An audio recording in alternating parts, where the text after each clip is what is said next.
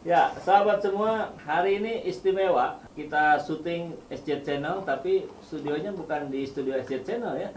Meskipun sama ada merah-merahnya. Ini kita sedang berada di studionya Bang Nuh. Ya, Immanuel Ebenezer. 2024 itu tahun krusial, Pak. Gitu loh. Salah mendapatkan pemimpin nasional. Dan itu berbahaya ke depan. Bahaya, gitu loh. Kita bukan milih kelompok gangster soalnya. Betul. Pemimpin gangster bukan. Kita pemimpin yang bisa bekerja, yang bisa membawa ratusan juta rakyat ini mendapatkan masa depan yang baik.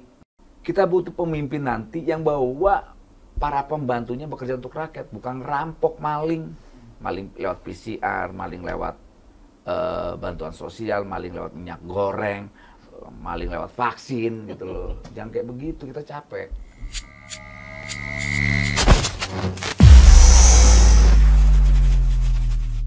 Kemungkinan Perpu threshold 0% itu analisa yang memungkinkan ya, bukan analisa kosong gitu artinya. Bukan analisa kosong, dan itu memungkinkan. Artinya dari pihak oposisi juga hari ini yang juga disuarakan oleh Ketua DPD Pak Lanyala Mataliti tentang PT 0%, ini kan nyambung untuk meloloskan Mas Ganjar. Karena bagaimanapun juga saya lihat ini Bang Noel ya, sepertinya sinyal kuat jago yang akan didukung oleh Pak Jokowi itu ada dua. Satu itu adalah Pak Ganjar, yang kedua adalah Pak Anies. Kalau Pak Ganjar tidak lolos, maka ada kemungkinan mengeluarkan Perpu PT 0%. Kalau ini pun juga terkendala misalnya, ya ada kemungkinan itu Pak Jokowi mendukung Anies. Makanya itulah ada alasan kenapa duet Anies Ganjar. Karena Pak Jokowi juga punya kepentingan di situ gitu. Karena memang beratnya untuk PDIP mengusung Mas Ganjar. Ya. Kembali ke soal 0%, saya belum melihat rekonstruksi undang-undang pemilu seperti apa. Setahu saya peluang itu sangat jauh. Walaupun kita lihat bahwa PT 0% ini penting untuk bisa kita menyaring kader-kader bangsa. Ya, betul. Ya kan? Nah, dalam waktu yang sedikit lagi ini, ya namanya pemilu ini kan sudah menjadi program nasional dan diundang-undangkan ya kan, nggak mungkin harus dilanggar. Kita boleh sepakat tentang 0%, tapi nggak mungkin juga kita harus melanggar undang-undang yang sudah memandatkan 2024 ada pemilu. Betul. Gitu. Walaupun perpunya malah bisa jadi inkonstitusional. Nah itu jadi alasannya sekarang itu gaung Perpu itu sudah keluar dari Perpu pemilu dari Senayan, dari DPR saya dengar kemarin. Cuma Perpu itu baru mau akomodasi. Ini apakah pintu masuk akan dari PT 0%? Pintu masuknya itu adalah karena perubahan daerah otonomi baru. Nah sekarang kan ada pemekaran provinsi ya di Papua. Nah ini kan berarti kan dapilnya berubah. Kalau tidak ada Perpu itu tidak terakomodir DOBD. Nah apakah ini akan jadi pintu masuk keluarnya Perpu juga termasuk akan merubah PT 0%? Nah inilah yang sedang kita amati hari ini. Setahu saya soal wilayah pemekaran itu kan masih moratorium. Gitu. Jadi landasan undang-undangnya, landasan aturannya kan belum jelas. Ya kita sepakatlah taruh parliamentary threshold itu 0% agar kita bisa mendapatkan kader unggulan. Betul. Makin banyak calon makin baik. Yang bisa kita konvensikan lah ya kan. Jadi kita tandingin lah bisa di Jawa Barat. Toko-toko Jawa Barat siapa yang mau naik di nasional. Bikinlah konvensi rakyat di sana. Ternyata mayoritas pendukung Jawa Barat pengennya A. Begitu juga konvensi di mana gitu loh. Kita sih sangat-sangat mendukung gagasan 0% itu sendiri. Tapi maksud saya gagasan ini bukan gagasan berbasis politik gitu. Jadi ujung-ujung nipu-nipu rakyat lagi. Karena dulu yang menolak gagasan PT 0% ini kan PKS dan Demokrat. Sekarang tiba-tiba mereka menolak. Nah saya nggak suka kayak gitu-gitu loh. Ya itu PKS kan nolak 0%, Demokrat sekarang mereka mendukung. Nah ini saya nggak mau. Ya udah, kalau seandainya kepentingan ini kepentingan buat bangsa ini, buat rakyat ini, udah bareng-bareng dong. Jangan juga karena dia berkuasa karena kepentingannya dia lagi bagus-bagus ya, di hold gitu loh kepentingan 0%. Nah ini kan tidak fair.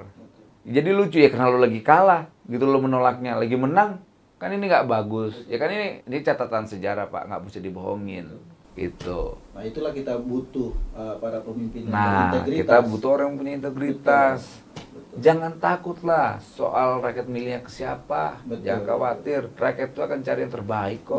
Gitu loh. Ini mereka dengan rakyatnya takut. Jadi lucu kan? Karena mereka punya dosa sama rakyat. Nah itu, bayangin dengan rakyatnya aja takut. Betul. Gitu. Padahal menurut saya kalau lo partai besar, kenapa harus takut dan khawatir dengan rakyat? Kenapa harus takut dengan kelompok-kelompok yang menggaungkan PT 0% ini? Gitu loh. Ini problemnya karena kepentingan mereka hari ini berkuasa, PPT-nya itu 20%, memenuhi syarat, ya akhirnya ya di-hold lah kelompok-kelompok yang 0%. Nah begitu juga yang 0% yang kita khawatirkan adalah apa? Ketika mereka punya jago-jago, bukan buat memperjuangkan kepemimpinan nasional, malah buat dagangan. Banyak banget politisi-politisi pedagang ini. Pedagang rakyat ini banyak banget, apalagi 5 tahunan.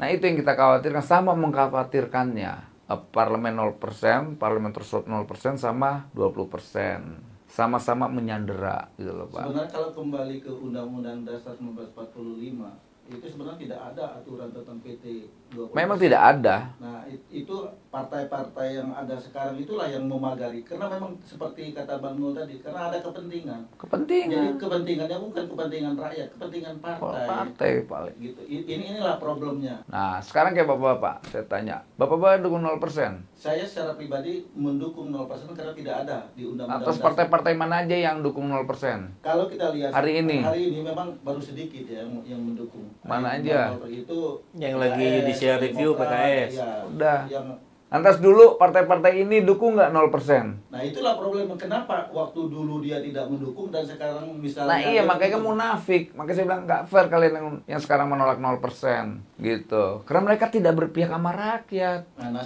bagusnya saya tidak ada di partai ya. Nah tapi nggak apa-apa. Orang-orang yang punya integritas gini, perubahan itu tidak pernah digaungkan oleh jutaan manusia, tapi dipelopori oleh satu orang. Mungkin gara-gara Kang Tarmizi ini menyuarakan 0%, kemudian disambung lagi banyak-banyak, kan jadi banyak itu. Kepentingan Kang kan jelas untuk ya bangsa ini lebih baik, kita mendapatkan kepemimpinan nasional lebih baik. Jadi ngapain harus khawatir gitu. Kalau saya kekhawatiran saya cuma jadi nanti 0% ini malah jadi alat para pedagang calo-calo ini gitu. Apa yang nggak dicaloin bangsa ini? Tuhan ya dicaloin, masuk surga dicaloin. Ya kan ada panitia surga, di Indonesia ada panitia surga. Tuhannya ditipu-tipu. Cuma di Indonesia lah Tuhan berani ditipu. Ya.